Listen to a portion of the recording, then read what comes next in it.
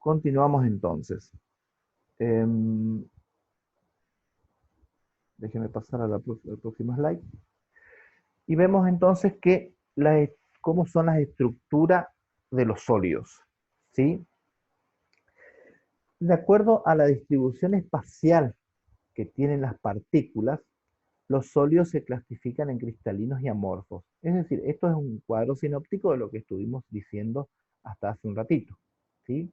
Los sólidos cristalinos tienen orden regular de las partículas que lo forman. ¿Sí? Son anisotrópicos, tienen un punto de fusión definido. ¿Sí? En cambio, los sólidos amorfos, las partículas están desordenadas, son isotrópicos y tienen un punto de fusión indefinido. Ya vamos a ver esto de isotrópicos y anisotrópicos. Un sólido cristalino tiene un ordenamiento estricto y regular, es decir, las partículas están en posiciones definidas que originan lo que llamamos un retículo cristalino. ¿Sí? Este retículo cristalino es la distribución espacial ordenada de las moléculas, y a esto es lo que llamamos la red tridimensional de puntos. ¿Sí? Muy bien.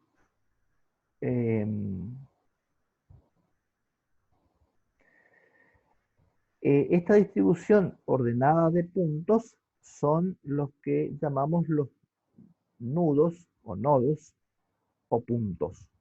¿Sí? Muy bien. Déjenme que estoy ordenando esto. Admitir y ahí está. Bien. El estado sólido. ¿Cómo es el estado sólido? Insistimos con este concepto, ¿no es cierto? Los componentes se encuentran organizados de forma simétrica en celdas elementales. Ya vamos a ver qué es esto de las celdas elementales, que se repiten indefinidamente formando una estructura cristalina.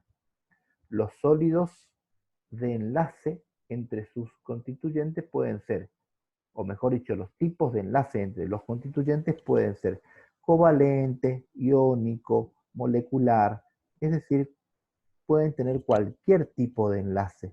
También pueden ser por medio de interacciones moleculares, es decir, entre las partículas que forman el sólido cristalino o amorfo, puede haber cualquier tipo de enlaces. Los sólidos poseen forma y volumen constante, ¿sí? Se caracterizan por la rigidez y regularidad de sus estructuras. Y aquí viene un concepto importante. Las partículas están ordenadas y se mueven oscilando alrededor de sus posiciones de equilibrio.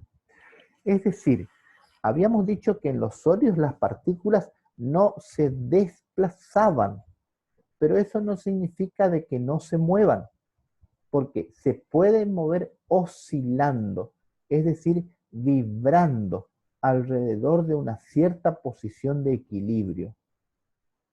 Entonces, en los sólidos, las partículas no están totalmente quietas, sino que pueden vibrar, oscilar. Lo que no pueden es desplazarse. ¿Sí?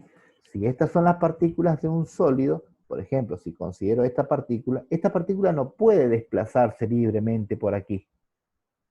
¿Sí? No puede. Pero sí puede vibrar alrededor de una posición de equilibrio, es decir, estar vibrando acá alrededor, pero como en el mismo lugar nomás. ¿Sí? Puede vibrar. Lo que no puede hacer es desplazarse. Muy bien. Cuando nosotros vimos hace unas clases los distintos tipos de enlaces, hicimos mucho hincapié en los enlaces iónicos y covalentes. Y no dijimos nada del enlace metálico, que también es un tipo de enlace. Eso es porque lo dejamos para esta parte de la materia en donde vemos el estado sólido. Entonces aquí podemos entender mejor el enlace metálico, ¿sí? Y resulta que muchas de las propiedades que tienen los sólidos surgen de la capacidad de migración de sus electrones. Esto es importante. La capacidad de migración de los electrones. Los sólidos tienen esta característica. Muchos de los sólidos, ¿sí? Tienen esta característica, que sus electrones pueden migrar. En algunos casos pueden moverse mucho, son fácilmente movibles, digamos, y en otros casos no se pueden mover tanto, ¿sí?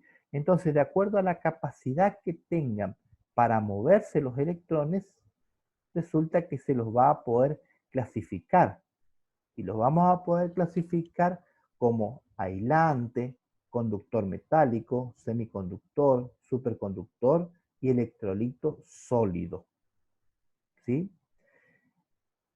Aquí vemos en esta figura, creo que esta figura fue tomada, creo que fue tomada de Atkins. Esta figura es de Atkins. O sea que ahí van a encontrar muy bien explicado todo esto que estoy diciendo.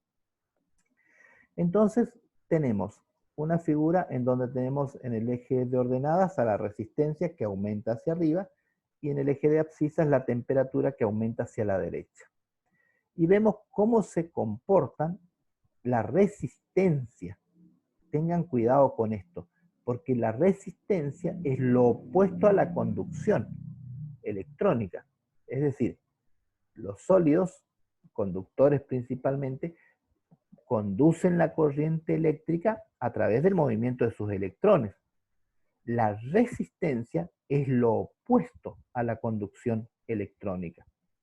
Entonces aquí lo que estamos viendo es el comportamiento de la resistencia con la temperatura, con la variación de temperatura. Y vemos que, por ejemplo, para un sólido semiconductor, la resistencia disminuye a medida que aumenta la temperatura. Insisto, para un semiconductor, la resistencia disminuye a medida que aumenta la temperatura. Para un conductor metálico, es decir, un conductor clásico, por ejemplo, un alambre de cobre, como los cables que tenemos en nuestra casa para hacer las instalaciones eléctricas. ¿Cómo varía un conductor metálico con la temperatura? La resistencia, ¿cómo varía? Resulta que la resistencia aumenta con la temperatura. Es decir, a mayor temperatura, menor conducción eléctrica. Es un comportamiento distinto al del semiconductor, porque en el semiconductor tenemos que a mayor temperatura, ¿sí?, menor resistencia, por lo tanto mayor conducción electrónica. ¿Sí? Muy bien. Por otro lado, tenemos otro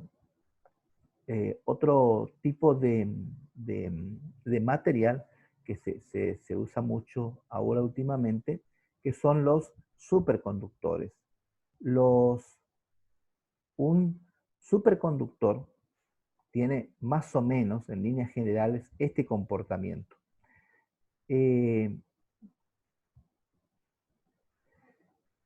A bajas temperaturas, la resistencia es prácticamente nula.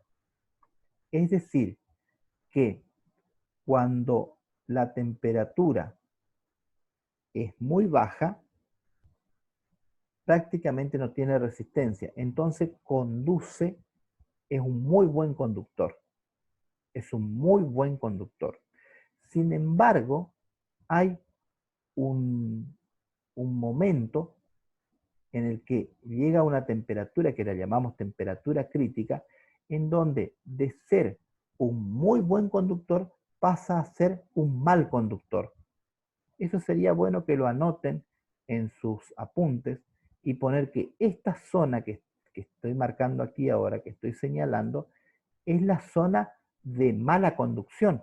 Es decir, aquí el material no es un buen conductor, ¿sí? El material es un muy buen conductor en esta región, cuando la resistencia es prácticamente nula. Si la resistencia es muy baja, la conducción es muy alta, ¿sí? Pero hay un momento en el que la conducción, hay un momento en el que una temperatura, en el que esa superconducción que está teniendo el material deja de serlo y ya no es tan muy buen conductor y ahora se convierte en un mal conductor, ¿sí? ¿Y para qué sirve esto? Bueno, tiene muchas aplicaciones tecnológicas. ¿Por qué? Porque si sabemos que a una determinada temperatura ese material va a dejar de conducir la corriente eléctrica, entonces se puede usar, por ejemplo, para hacer un corte automático en una máquina que está trabajando y que cuando llega a determinada temperatura, la máquina tiene que parar o tiene que hacer otro proceso, ¿sí? O tiene que acelerar el proceso, disminuir, lo que sea. El tema es que eso va a estar regido por la temperatura crítica que tenga ese material. Entonces, insisto, un superconductor es cuando la resistencia es prácticamente nula. Entonces es un muy buen conductor al cual le llamamos superconductor. Llega un momento en la mayoría de esos materiales en que llega a una temperatura crítica y se vuelve un mal conductor, ¿sí? Y estamos en esta parte de aquí arriba, en donde la resistencia es alta y a la vez aumenta con el aumento de temperatura, ¿sí? Es decir, la temperatura va a seguir creciendo y esta resistencia va a seguir aumentando. Por lo tanto, si la resistencia sigue aumentando, cada vez conduce menos, cada vez es más mal conductor, ¿sí? Muy bien. Pasamos a la siguiente, que es ¿cómo explicamos este comportamiento a partir de las teorías que tenemos, ¿no es cierto? Y de justamente el, el enlace metálico, que es lo que nos va a dar la explicación teórica de por qué ocurren estas cosas, por qué los sólidos, algunos son conductores, otros semiconductores y otros aislantes. Y esto tiene que ver con la teoría de bandas, que es una teoría, es lo mismo que la teoría de orbitales moleculares, solo que ahora aplicado a sólidos con una gran cantidad de átomos. En la teoría de orbitales moleculares nosotros aplicábamos a moléculas diatómicas o especies diatómicas, pero aquí no, aquí aplicamos a sólidos y en los sólidos hay una gran cantidad de partículas, ¿sí? Normalmente átomos, ¿no es cierto? Porque estoy hablando del enlace metálico. Entonces esos átomos van a ser metales, ¿sí? Eh, Resulta que si tengo, por ejemplo, un número n de orbitales atómicos que se combinan, ustedes saben que, de acuerdo a la teoría de orbitales, se va a formar n orbitales moleculares deslocalizados, en donde la mitad de esos orbitales moleculares son enlazantes y la otra mitad antienlazantes. ¿Se acuerdan que decíamos que cuando se combinaban dos orbitales atómicos, se formaban dos orbitales moleculares, uno enlazante y el otro antienlazante? Aquí estamos combinando n orbitales atómicos y se forman n orbitales moleculares deslocalizados, en donde la mitad de esos orbitales moleculares son enlazantes y la otra mitad son antienlazantes. Entonces, de acuerdo a la teoría de banda, vamos a tener tres casos. El conductor, semiconductor y el aislante. En lo que tenemos aquí abajo es lo que representa la banda de valencia, que ya les explico qué es. Y lo que está aquí arriba es la banda de conducción, ¿sí? Lo que nos dice la teoría de bandas es que para que se produzca la conducción electrónica, los electrones tienen que pasar de la banda de valencia a la banda de conducción. Es decir, tienen que excitarse, ¿sí? Ya hemos visto esto, cómo se produce la excitación de los electrones en los átomos, por ejemplo, o en las moléculas. Ahora estamos hablando de la excitación electrónica, pero en sólidos. Y de la banda de valencia van a haber electrones que se van a excitar a la banda de conducción, ¿sí? Ahora bien, el hecho de que sean capaces de excitarse o no va a depender de qué tan grande sea la diferencia energética entre la banda de valencia y la banda de conducción. En un conductor metálico, por ejemplo, esa diferencia energética, diferencia de energía, es nula, ¿sí?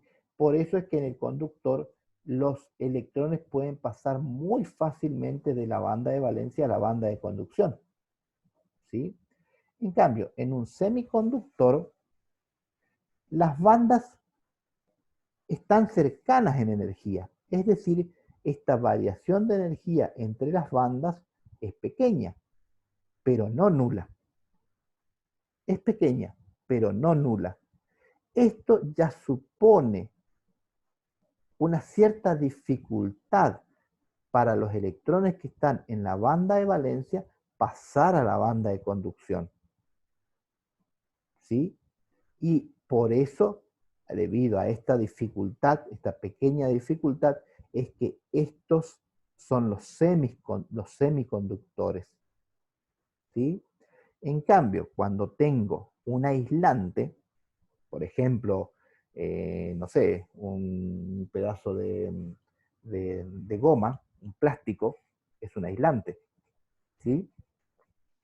Entonces resulta que la banda de valencia tiene una gran diferencia energética con la banda de conducción. Entonces a los electrones les cuesta muchísimo trabajo llegar de la banda de valencia a la banda de conducción.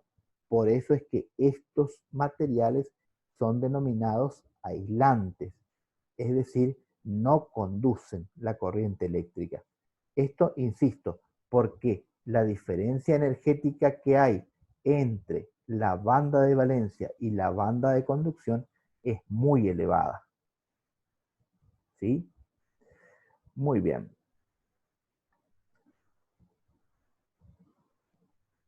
Vamos a ver cómo es que se van formando estas bandas, las bandas de valencia y banda de conducción.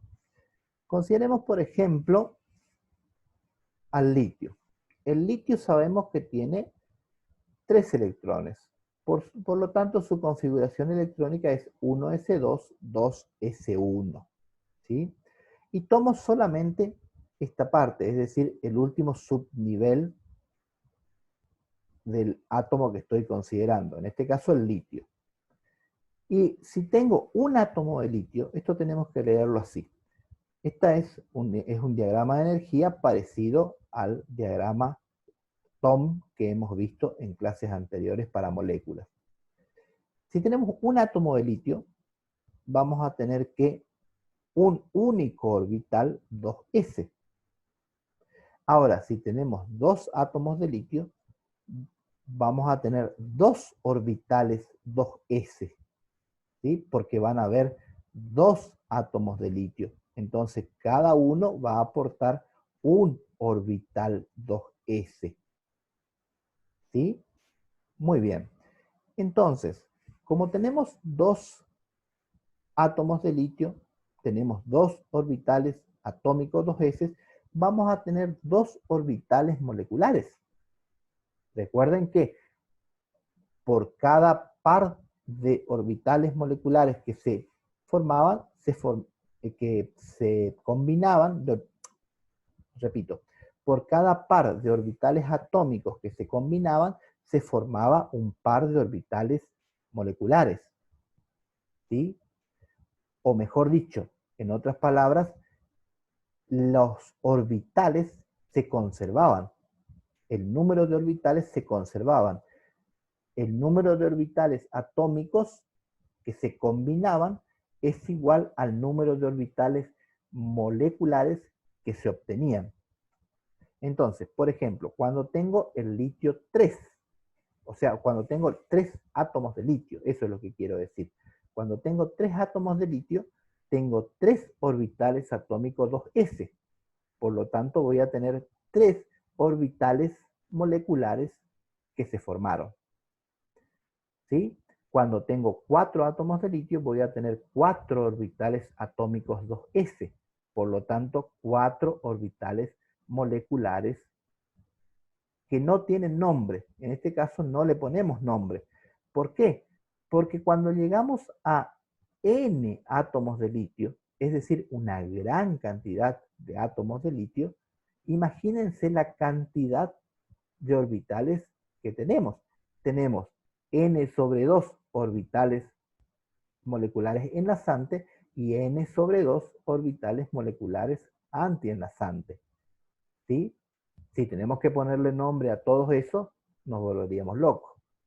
Entonces no tiene sentido ponerle nombre a los orbitales moleculares en los sólidos que estamos considerando. ¿Sí? Ahora bien, fíjense que cuando tengo, por ejemplo, un átomo de litio, tengo un solo electrón de valencia. Por eso que aquí tengo un solo electrón.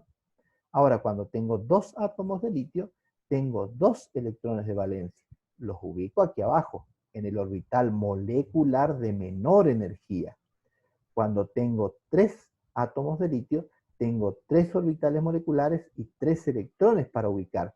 Pues ubico los 2 electrones en el orbital molecular de más baja energía y uno en el siguiente. Cuando tengo 4 átomos de litio, ubico esos 4 electrones en los 2 orbitales moleculares de más baja energía. Entonces así vemos cómo los orbitales moleculares de más baja energía que tienen electrones son los que van conformando la banda de valencia. Y la banda de conducción son los orbitales moleculares antienlazantes. Repito, los orbitales moleculares que se forman van a ser enlazantes y antienlazantes. Los orbitales moleculares enlazantes son los que van a formar la banda de valencia, mientras que los orbitales moleculares antienlazantes son los que van a formar la banda de conducción. ¿Sí? Muy bien. Si quieren preguntar algo, pregunten, ¿eh? Profe, ¿Sí? ¿qué quiere decir que sean orbitales moleculares deslocalizados? Sí, está muy bien tu pregunta. Para eso vuelvo a la filmina anterior. Aquí. Esto significa que todos estos van a ser, por ejemplo, átomos de litio.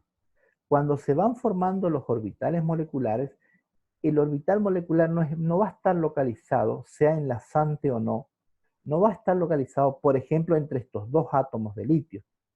Entre estos 2 átomos de litio va a haber un orbital molecular enlazante.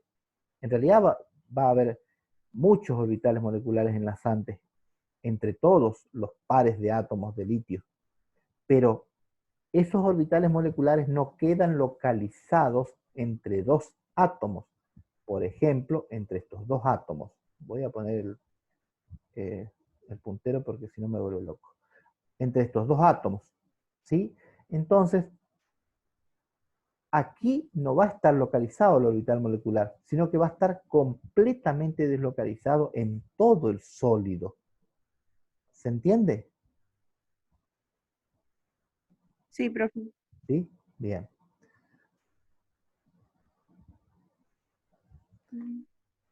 Muy bien.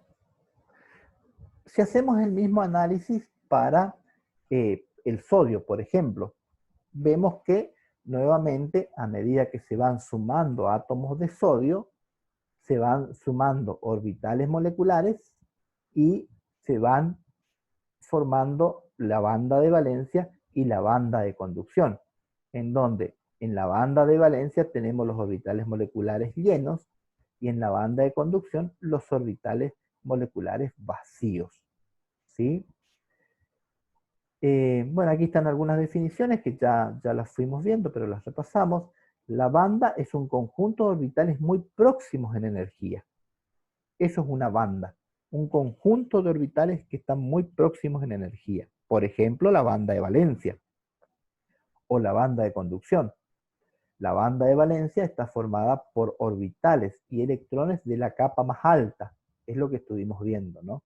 Aquí, por ejemplo, para el sodio, usamos el subnivel 3s. Vamos a considerar todos los orbitales atómicos 3s que se combinan para formar orbitales moleculares. ¿Sí? La banda de conducción es una banda parcialmente llena que proporciona la movilidad a los electrones. ¿Sí? ¿Por qué? Porque estos electrones pueden moverse con facilidad en los orbitales que están vacíos. Aquí los orbitales están llenos, entonces los electrones no se mueven tan fácilmente, no van a ser capaces de moverse tan fácilmente en esta banda, en la banda de valencia, porque los orbitales están llenos. En cambio, si se excita un electrón desde esta banda a la banda de conducción, aquí sí se puede mover fácilmente, porque los orbitales moleculares aquí están totalmente vacíos y además totalmente deslocalizados. Esto es lo que permite justamente que los electrones puedan moverse libremente por todo el metal. ¿Sí? Y la diferencia energética entre estas dos bandas va a hacer que uno pueda clasificarlo al sólido como conductor, semiconductor o aislante. Muy bien.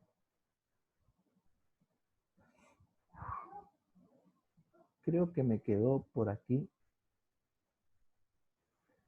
Quería volver a esta filmina para explicar, por ejemplo, por qué el conductor metálico tiene este comportamiento. Es decir, por qué su resistencia aumenta a medida que aumenta la temperatura. ¿Sí? Y para eso tenemos que pensar en los orbitales atómicos que están formando parte de los orbitales moleculares. Es decir, en la combinación de estos orbitales atómicos que forman el orbital molecular. Cuando aumenta la temperatura, estos orbitales atómicos, o mejor dicho, estos átomos van a comenzar a vibrar más rápidamente por el aumento térmico. Aumenta la temperatura, los átomos vibran más por el aumento de su energía térmica. Esto va a hacer que el solapamiento entre los orbitales atómicos sea menor. Y si el solapamiento entre los orbitales atómicos es menor, disminuye la conducción. Por eso es que aumenta la resistencia cuando, del conductor estoy hablando, cuando aumentamos la temperatura. Vuelvo a insistir con esto porque es importante que entiendan. En un conductor metálico se observa que la resistencia aumenta con el aumento de temperatura. ¿Sí? Si yo tuviera que graficar, que a veces se suele pedir esto, a veces solemos pedir esto y no lo entienden, pero es muy fácil. Pedimos, voy a dejar de compartir un ratito esto, y pedimos que grafiquen la conducción en función de la temperatura de un conductor metálico. Entonces lo que tenemos que hacer es un gráfico cartesiano, en donde vamos a poner aquí arriba la conducción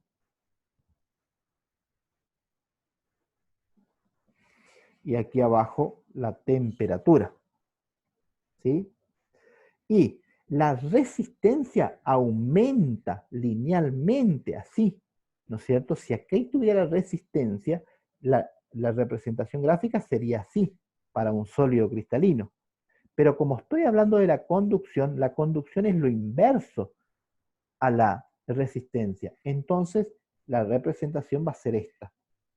Y esto es válido, insisto, para un sólido cristalino. O un sólido conductor, mejor dicho. Aquí podemos generalizar un poquito más, me parece mejor así. Y ponemos aquí un sólido conductor.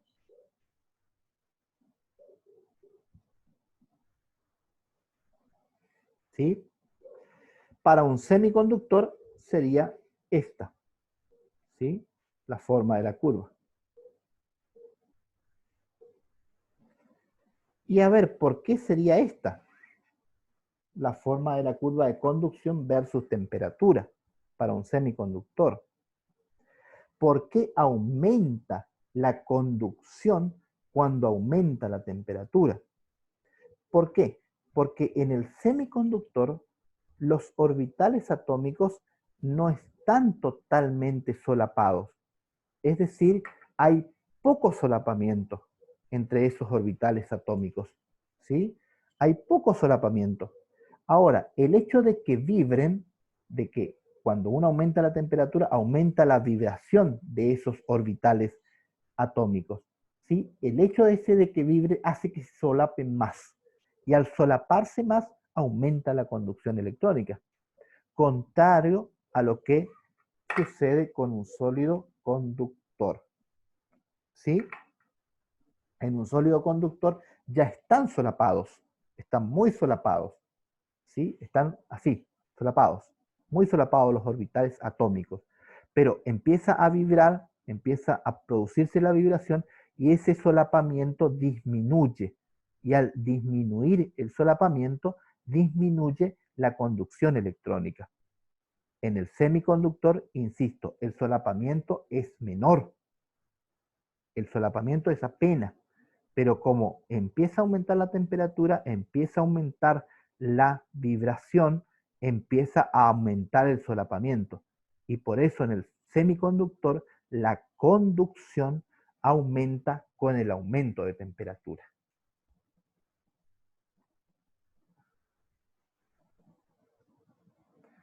Muy bien. Avanzamos con esto entonces. Y tenemos una clasificación de los tipos de sólidos. Tenemos el sólido iónico, covalente, molecular y metálico. ¿Cuáles son las unidades que lo constituyen? En el sólido iónico son los iones, positivos y negativos. Las fuerzas que mantienen unidas a las partículas en este tipo de sólidos, pues serán fuerzas electrostáticas. ¿Sí? Algunas de las propiedades son quebradizos, duros, con puntos de fusión altos, malos conductores del calor y la electricidad, excepto cuando están fundidos. Por ejemplo, el cloruro de sodio, fluoruro de litio y óxido de magnesio. El cloruro de sodio, es decir, la sal común, no sólida, cuando está sólida, no es un buen conductor de la electricidad, porque las partículas no pueden desplazarse. Son cationes sodio e iones cloruro lo que constituyen esta sal, pero las partículas no pueden desplazarse. Entonces, no pueden conducir la corriente eléctrica.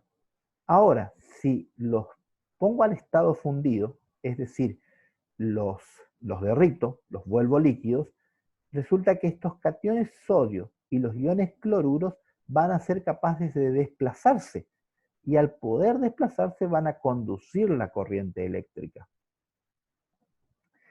Otro tipo de cristal son los covalentes. Entonces las unidades constituyentes en este caso son los átomos y la fuerza que mantiene unidos a esos átomos en el sólido son las uniones covalentes.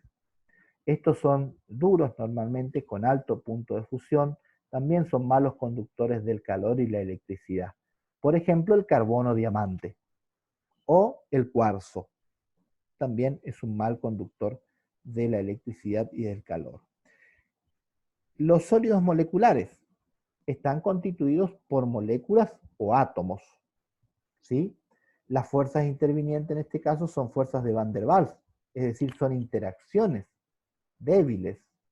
Estos normalmente son blandos, con bajo punto de fusión, son malos conductores del calor y la electricidad, y tenemos como ejemplo el argón, el dióxido de carbono, el agua, el yodo.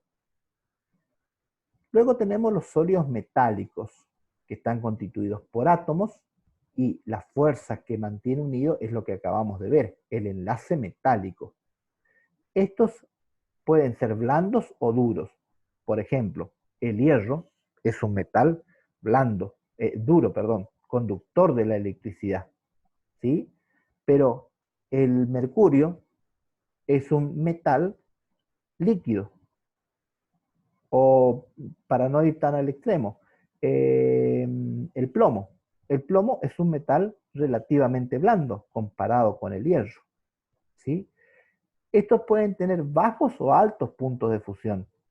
Lógicamente, el punto de fusión del hierro es altísimo, pero el punto de fusión del plomo es más bajo. Al plomo yo puedo poner un trozo de plomo en una latita y ponerlo a calentar en la cocina y se va a derretir. En cambio, para derretir al hierro necesito un alto horno con temperaturas que trabajan por encima de los 700 grados Celsius, ¿sí? Eh, Estos sólidos metálicos son buenos y malos conductores del calor y la electricidad. ¿Y cuáles son los ejemplos? Bueno, todos los metales como el magnesio, el hierro, el cobre, etc. Bueno, nuevamente se nos terminó el tiempo. Dejo aquí y continuamos con las próximas credenciales.